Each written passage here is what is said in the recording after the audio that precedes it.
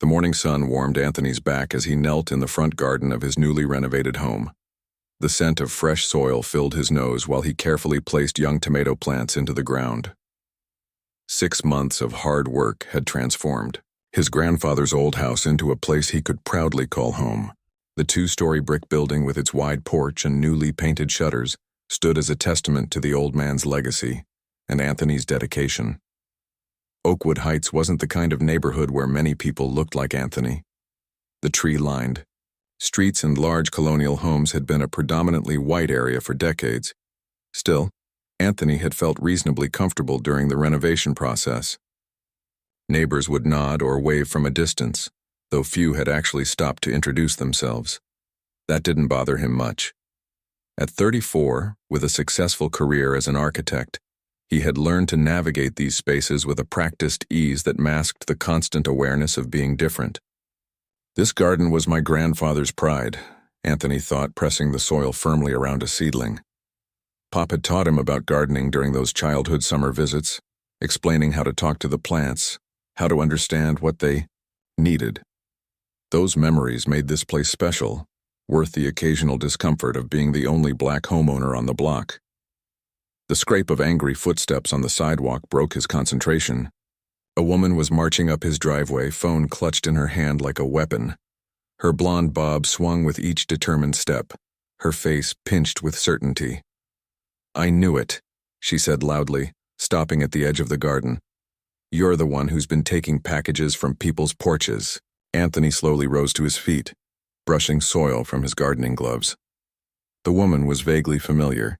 She lived a few houses down, though they'd never spoken. He estimated she was in her mid-40s, dressed in expensive athleisure wear that matched her pristine white sneakers. "Excuse me?" he said, keeping his voice deliberately calm. "Don't play dumb," the woman said, pointing her phone at him as if recording. "My security camera caught someone who looks exactly like you stealing packages yesterday afternoon, including my limited edition cookware set that cost over $300. Anthony felt the familiar knot forming in his stomach, the one that appeared whenever an everyday interaction suddenly turned into something else entirely. His mind raced through yesterday's schedule, meetings with clients all morning, lunch at his desk, then the afternoon spent reviewing blueprints with his team until nearly 7. There was no point when he could have been anywhere near this neighborhood. "Ma'am, I was at work all day yesterday," he said, removing his gloves and standing straight.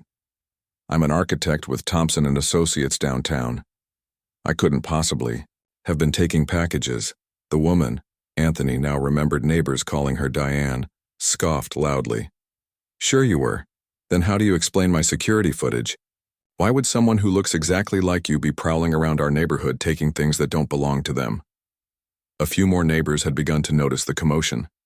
An older man walking his dog slowed his pace, watching. A woman, watering flowers across the street, turned off her hose and stood with arms crossed, observing. A couple pushing a stroller stopped entirely, the husband whispering something to his wife. Anthony took a deep breath. This wasn't his first encounter with someone who assumed the worst about him based solely on his appearance.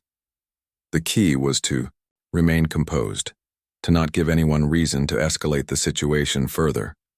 But the injustice of it still burned deep in his chest. "I just moved in here," he explained, gesturing toward the house. "This was my grandfather's place. I've spent 6 months renovating it." "Likely story," Diane spat.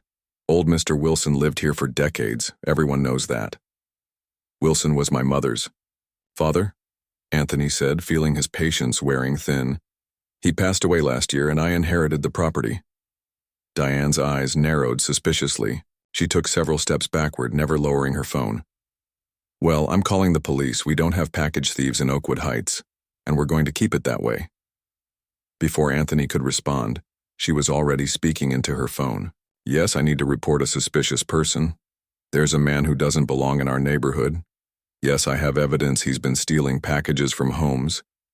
No, he's being confrontational right now. Yes, I feel threatened." Anthony's heart sank.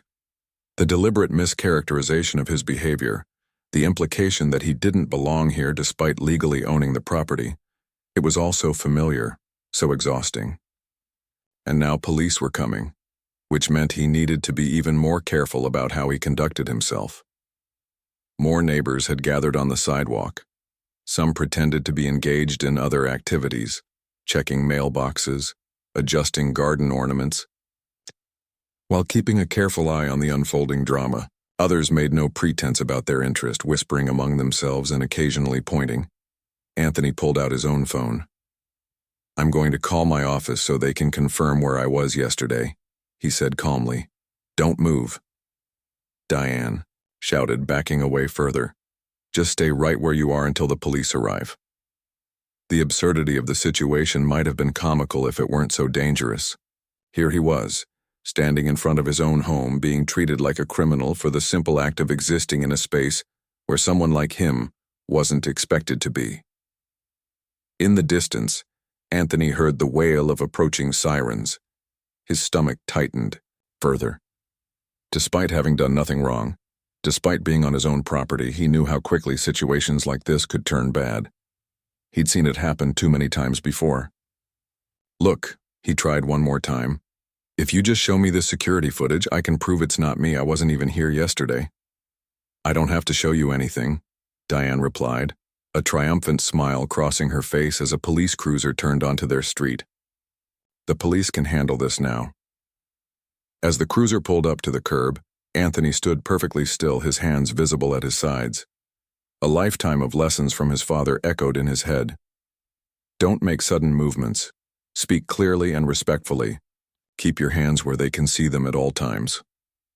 Two officers stepped out of the vehicle, an older white man with graying hair and a younger Asian officer who surveyed the scene with careful eyes.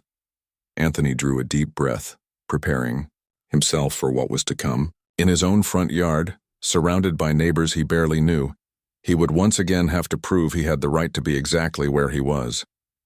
The sun continued to shine cheerfully overhead, completely at odds with the tightness in Anthony's chest, and the cold sweat forming along his spine. The tomato plants he'd been so carefully tending sat forgotten, their roots not yet settled into the soil of a place that refused to welcome their caretaker. The police cruiser's red and blue lights bounced off the windows of surrounding homes, drawing even more attention to the scene unfolding on Anthony's front lawn. The older officer approached first, his hand resting casually on his holster, a detail Anthony couldn't help but notice. The younger Asian officer hung back slightly, his expression unreadable as he surveyed the growing crowd of neighbors. "What seems to be the problem here?" the older officer asked, directing his question to no one in particular, though his eyes lingered on Anthony. Diane rushed forward before Anthony could speak. "Officer, I'm so glad you're here. This man has been stealing packages from porches in our neighborhood.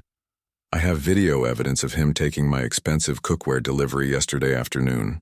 She waved her phone for emphasis, though she still didn't offer to show the alleged footage. The older officer, whose name badge read Reynolds, turned his full attention to Anthony. "Sir, can I see some identification, please?" Anthony nodded, slowly. "My wallet is in my back pocket. I'm going to reach for it now," he explained, making his movements deliberate and transparent. The caution was second nature to him, another lesson his father had drilled into him since he was a teenager. He pulled out his wallet and handed his driver's license to Officer Reynolds, who studied it with narrow eyes. "This address," Reynolds said, glancing between the license and the house, "is listed as your residence?" "Yes, sir," Anthony replied. "I inherited this house from my grandfather about a year ago. I've been renovating it for the past 6 months before moving in properly." "Last week?" Diane made a scoffing sound. "That's not possible.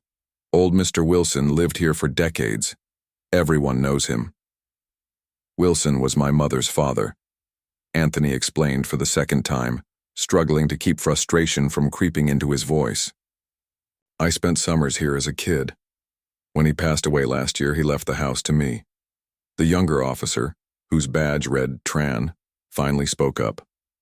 "Do you have documentation showing you're the legal owner of this property, sir?" Anthony nodded. "Yes, all the paperwork is inside, the deed, the will, everything. I can get it for you." "I'll need to see that," Officer Reynolds said, his tone making it clear this wasn't a request. "And where were you yesterday afternoon around 3 to 4 p.m.? "I was at work. I'm an architect at Thompson & Associates downtown. I was in meetings until about 5, then stayed until nearly 7 finishing some blueprints. There are security cameras in our office building and at least a dozen colleagues who can verify I was there." By now, the crowd of onlookers had grown to about 15 people. Some neighbors stood openly on the sidewalk watching, while others pretended to busy themselves with yard work or walking dogs. Anthony could feel their eyes on him. Some looked confused, others suspicious, a few uncomfortable. One elderly woman was whispering to her companion while pointing directly at him. "You can call my office to confirm," Anthony offered, hating how much like pleading it sounded. "My boss is still there today working on a deadline." Diane stepped closer to Officer Reynolds, lowering her voice but still speaking loudly enough for Anthony to hear. "He probably just found some ID or made a fake one. The real homeowner is an elderly man who's lived here for decades." "Ma'am, please step back and let us handle this," Officer Tran said firmly, surprising both Diane and Anthony. Officer Reynolds handed the license back to Anthony. "I'll need to see those property documents right away." Anthony hesitated. "They're inside the house. Do you want me to get them? Or would you prefer to come in with me?" He knew from experience that some officers were jumpy about suspects going into houses alone. "I'll come with you," Reynolds said immediately. "Officer Tran, please stay here with the complainant."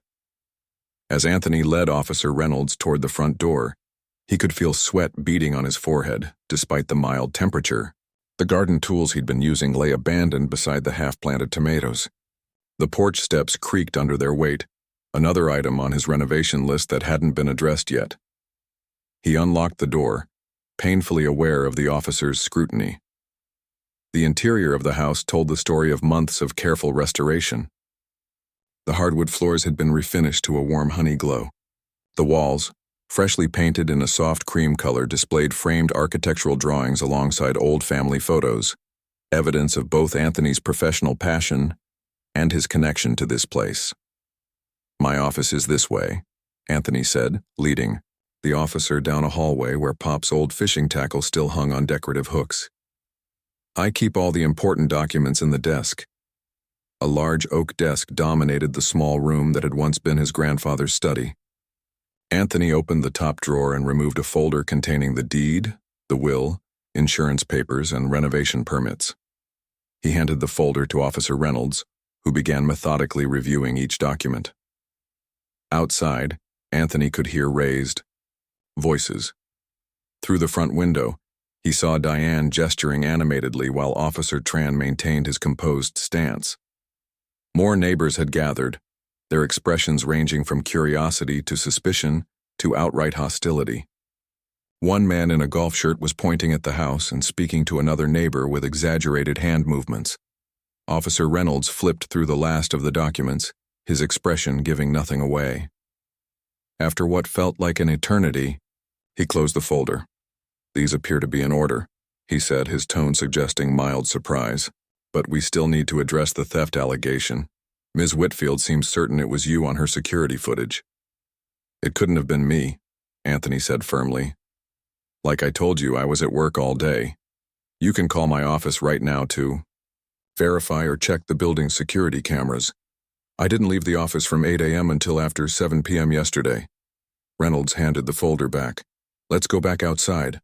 I want to see this footage Ms. Whitfield is talking about."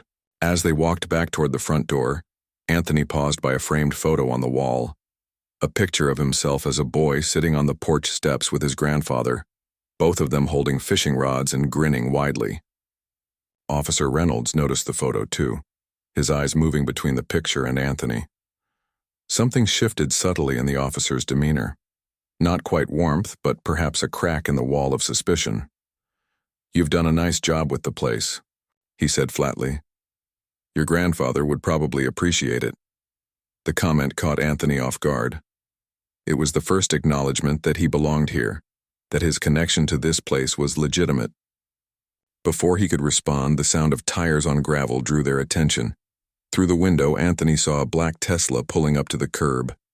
His heart leapt with relief as a familiar figure stepped out of the car. His sister had arrived, and the look on her face said she was ready for battle. The black Tesla's door swung open with purpose. Anthony's sister stepped out, still dressed in light blue hospital scrubs under her open coat. Even from a distance, her expression was thunderous.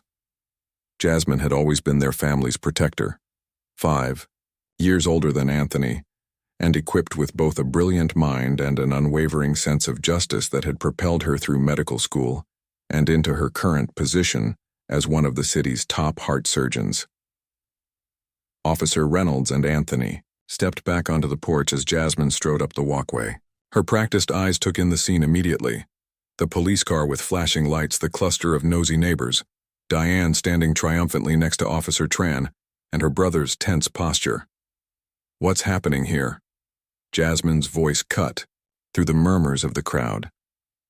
Unlike Anthony, who had learned to soften his tone in tense situations, Jasmine spoke with the clear authority of someone used to commanding operating rooms.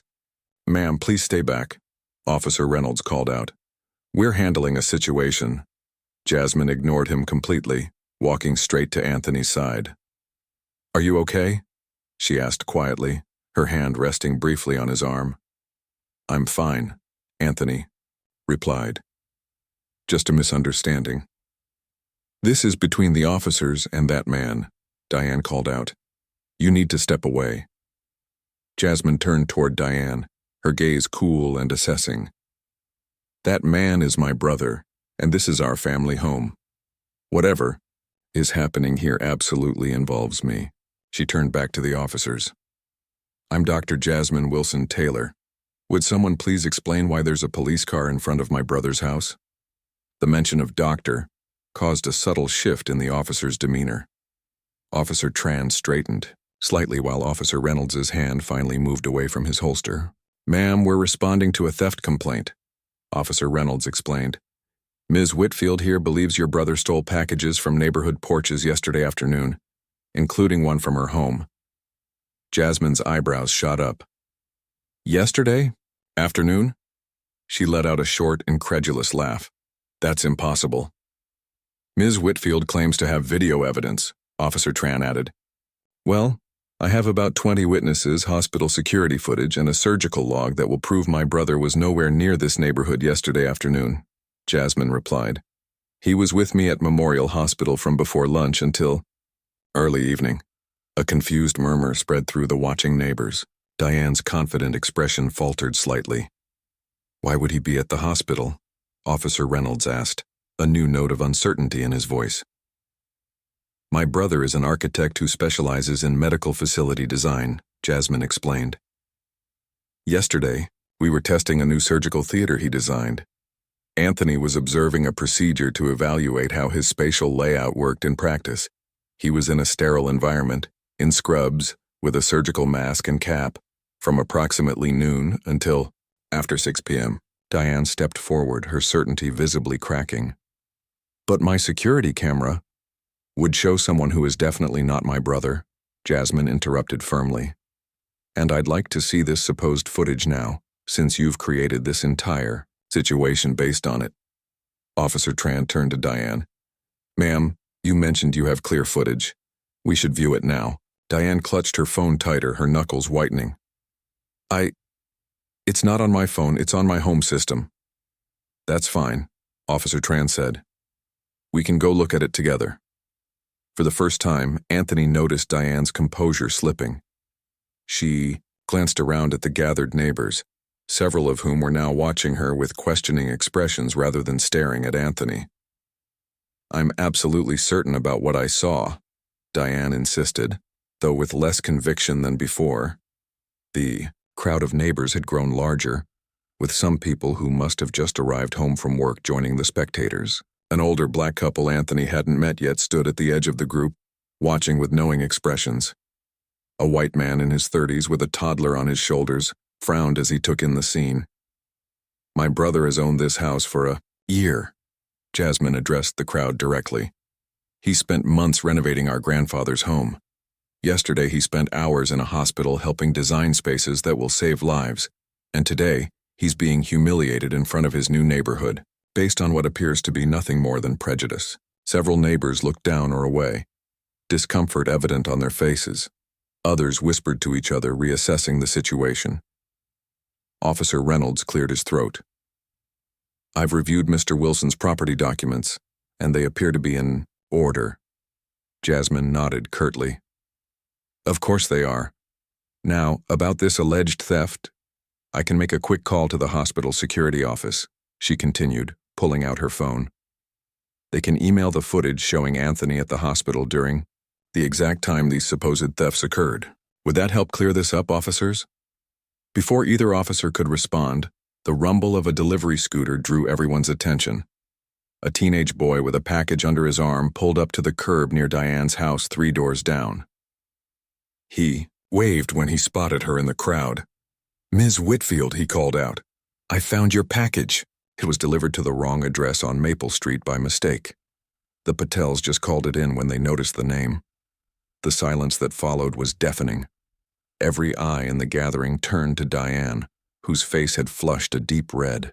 The delivery boy, oblivious to the tension, walked up and handed her a box with her name clearly printed on the label. "Here you go," he said cheerfully.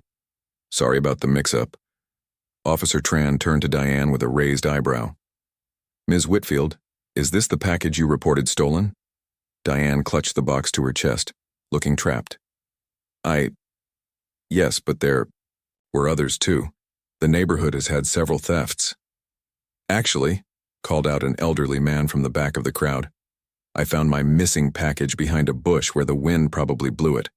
Happened last week." Another neighbor, a woman with a baby on her hip, added, "And mine was delivered to my office instead of home, even though I'd changed the delivery address." The company apologized for the error. Anthony and Jasmine exchanged glances. The tide was turning, but the humiliation of being treated like a criminal on his own property still hung heavy in the air. Officer Tran stepped closer to Diane. "About that security footage you mentioned, I might have been mistaken," Diane admitted, reluctantly, her voice barely audible. "The person on the camera wasn't very clear." Jasmine stepped forward, her eyes fixed on Diane. "Officer, my brother has been subjected to a false accusation that has publicly humiliated him in front of his new neighbors. This wasn't a simple mistake. This was racial profiling, plain and simple." The crowd fell silent again, the uncomfortable truth hanging in the air between them all. Diane stood frozen, the package clutched against her chest like a shield. The neighbors who had been so quick to gather and stare were now backing away, their expressions a mix of embarrassment and discomfort. Some still lingered, curious to see how this uncomfortable situation would resolve. Officer Tran stepped forward, his notebook in hand. "Ms. Whitfield, I need to ask you directly, do you actually have security footage showing Mr. Wilson taking packages, as you claimed?" Diane's eyes darted around the crowd before settling on her shoes. I thought I did. The person on my camera, they were wearing similar clothes." "Similar clothes," Jasmine repeated, her voice controlled but vibrating with anger. "My brother was accused of theft, had the police called on him, and was humiliated in front of his entire new neighborhood because someone on your camera wore similar clothes?" Officer Reynolds, who had been quietly observing, finally spoke up. "Dr. Wilson Taylor, I understand your frustration. However, do you?" Jasmine interrupted. "Do you really understand what it means for my brother to be standing in his own front yard, planting tomatoes, and suddenly have to defend his right to exist in his own space? To have to prove he owns a home that's been in our family for decades? To be treated as guilty until proven innocent?" The delivery boy, sensing the tension, quietly backed away toward his scooter. Anthony noticed the young man's discomfort and gave him a small nod, silently letting him know it wasn't his fault. An older woman with silver hair stepped forward from the crowd. "I'm Linda from across the street," she said, addressing Anthony directly. "Your grandfather was a wonderful neighbor for many years. I should have come over and welcomed you properly when I first saw you working on the house. I apologize for that." Her simple acknowledgement cut through some of the tension. Anthony nodded his thanks, not trusting his voice quite yet. "I think we need to see this security footage," Officer Tran said to Diane. If you genuinely believe you saw Mr. Wilson taking packages, we should review it together. Diane shifted, uncomfortably. It might not be as clear as I remembered. Why don't we all go take a look? Officer Tran suggested firmly. It wasn't really a question. As they began walking toward Diane's house 3 doors down, more neighbors followed.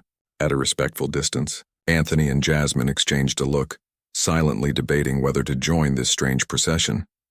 After a moment's hesitation, they fell in behind Officer Reynolds. You don't have to do this, Jasmine whispered. We could just go inside. Let them sort it out. Anthony shook his head. No, I need to see this through. I'm going to live here. I can't start off by hiding in the house every time something uncomfortable happens. Diane's home was a well-maintained colonial with perfectly trimmed hedges and a wreath on the door, despite it being nowhere near any holiday. She hesitated at her own front steps, looking back at the small crowd that had followed. I don't think everyone needs to come inside, she said nervously. Just the officers and Mr. Wilson, Officer Tran confirmed. The rest can wait out here. Inside, Diane led them to a home office with 3 monitors set up on a desk. She clicked through several folders before finding what she was looking for. This is from yesterday around 3:30, she said, her voice small. The footage showed a grainy view of her front porch. A figure in jeans and a dark jacket approached, picked up a package, and walked away. The person's face was completely obscured by a baseball cap, and even their build was difficult to discern from the camera angle. Officer Reynolds leaned closer to the screen. Ms. Whitfield, this could be literally anyone. You can't even tell if this person is male or female, let alone identify specific facial features. The jacket looked like one I saw him wearing during the renovation, Diane mumbled. But even she didn't sound convinced anymore. A dark jacket, Anthony said flatly. You called the police on me because someone in a dark jacket and jeans, the most common clothing items in America, took your package? When put so plainly, the absurdity of the situation hung heavy in the air. Officer Tran said nothing, but his expression spoke volumes as he took notes. Let's go back outside, Officer Reynolds suggested. When they emerged from the house, the waiting neighbors looked expectantly at them. Among the crowd, Anthony noticed some new faces, including a couple who appeared to be in their 50s, standing at the edge of Diane's lawn. Jasmine stepped forward. The so-called evidence is a video of someone whose face isn't even visible wearing common clothes that happen to be similar to some my brother owns. This entire situation was based on nothing but prejudice. The woman from the couple Anthony had noticed stepped forward. I'm Rose Patterson, head of the neighborhood council, she said, her voice carrying clear authority. Did I understand correctly that you called the police on a new homeowner without any real evidence of wrongdoing, Diane? Diane's face flushed deeper. There have been package thefts in the area. I was concerned about neighborhood safety. By targeting the only black homeowner? Asked an older black man who had been quietly observing from the sidewalk. Several neighbors shifted uncomfortably at his direct naming of what everyone was thinking. Officer Reynolds cleared his throat. At this point, it's clear there's been a misunderstanding. Mr. Wilson has provided proper documentation showing he owns the property, and the alleged stolen item has been located. There's no evidence connecting him to any package thefts. Misunderstanding, Jasmine repeated, the word sharp with disbelief. What happens now? Anthony asked quietly, addressing both officers. Does she face any consequences for making a false police report? Officer Tran looked uncomfortable. Technically, Ms. Whitfield reported what she believed to be suspicious activity. While her judgment was questionable, it doesn't clearly constitute a false report in the legal sense. Rose Patterson stepped closer to Diane. The neighborhood council will definitely be discussing this incident. We don't condone this kind of behavior in Oakwood Heights. For the first time, Diane looked truly worried.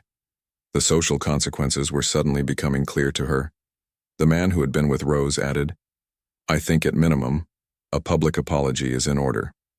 All eyes turned to Diane, who looked like she wanted to sink into the ground. After a long moment, she turned to Anthony. "I'm sorry for the confusion," she said, the words coming out stiffly. "I shouldn't have jumped to conclusions." The apology was so inadequate that Anthony almost laughed.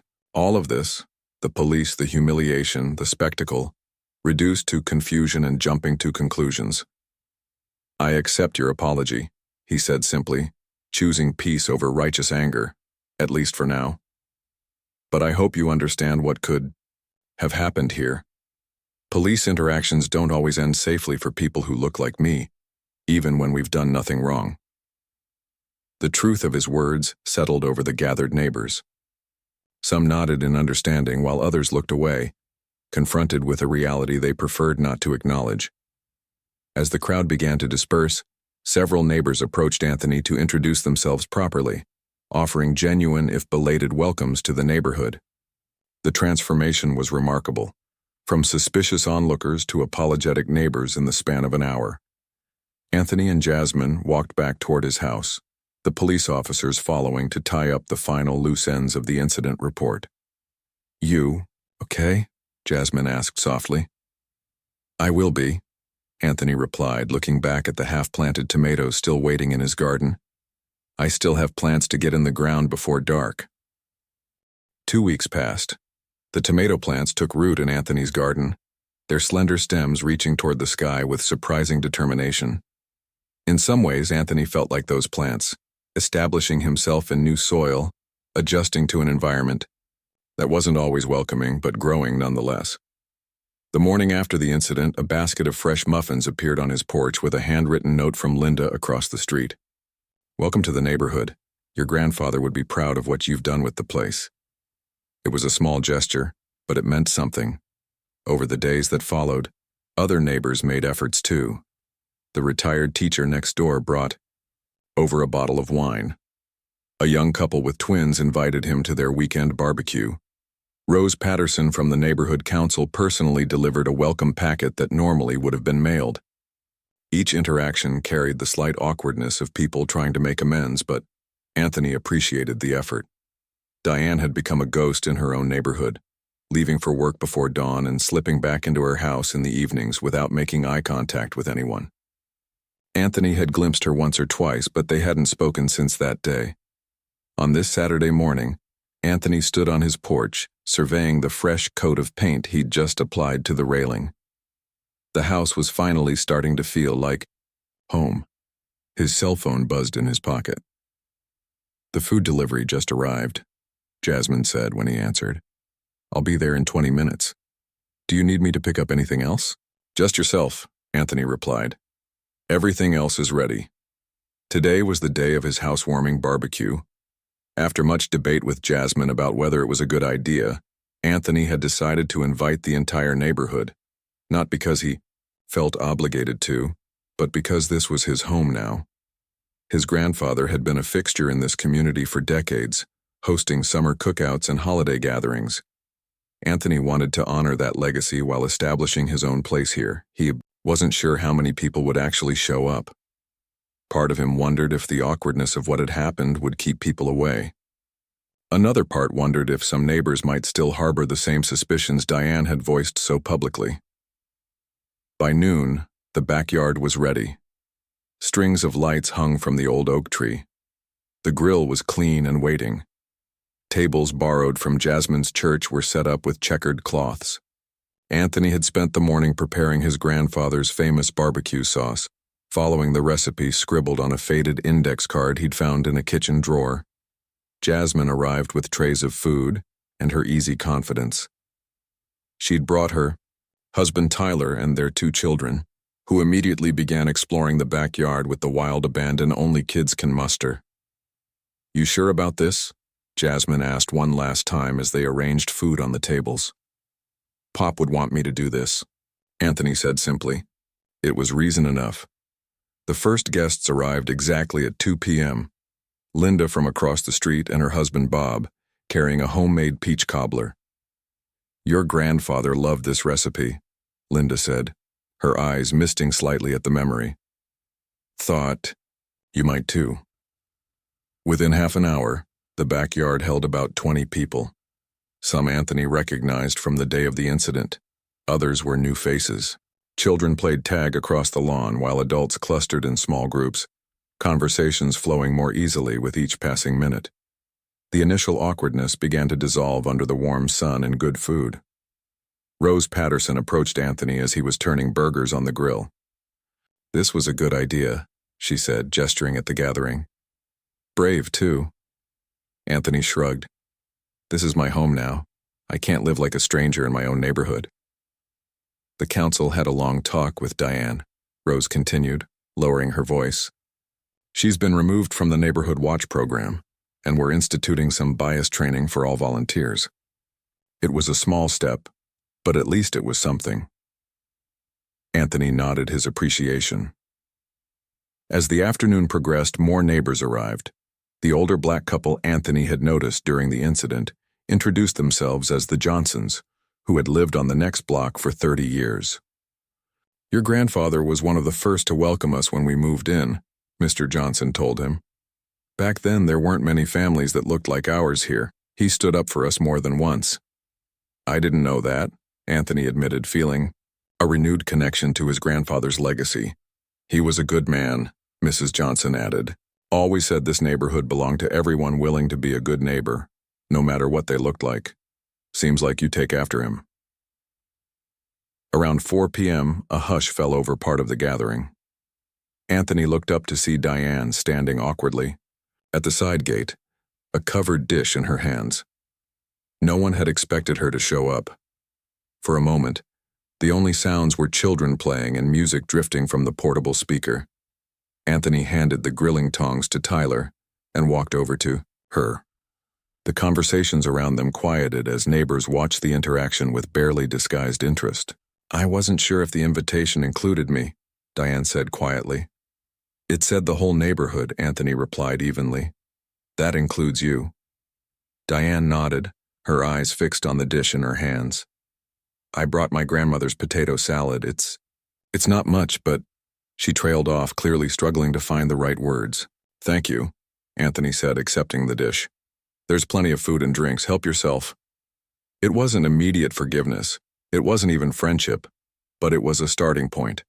An acknowledgement that healing could begin, even after hurt. As he returned to the grill, Anthony caught Jasmine's eye. She raised an eyebrow in silent question, and he gave a small nod in response. They both knew this was just one moment in a much longer journey, but it mattered. The afternoon stretched into evening. As darkness fell, the strings of lights came alive, casting a warm glow over the gathering. People who had arrived as awkward, guilty neighbors were relaxing, sharing stories, laughing. Anthony found himself telling tales of summers spent with his grandfather, while others contributed their own memories of the old man who had meant so much to the neighborhood. Later, when most guests had gone home, and only a few close neighbors, and Jasmine's family remained, Anthony stood on the porch looking out at the yard. The tables were cluttered with empty plates and cups, evidence of a successful gathering. Jasmine joined him, bumping her shoulder gently against his. "Pop would be proud," she said, echoing Linda's note from weeks earlier. "Not just of the house," Anthony agreed. "Of this." He gestured to where the remaining guests were helping clean up, chatting easily with each other. "You know this doesn't fix everything, right?" Jasmine asked softly. "One barbecue doesn't erase what happened." "I know," Anthony replied. "But it's a beginning. This is home now, complications and all." As the last guest departed with waves and thank yous, Anthony remained on the porch. The garden lights illuminated his tomato plants, now firmly rooted in the soil. Like them, he was here to stay, to grow, to become part of this place while changing it in his own way. His grandfather had always told him that a house became a home when you filled it with more than just furniture, when you filled it with connections, memories, and hope for the future. Tonight, Anthony felt he had taken the first real step toward making this house his home.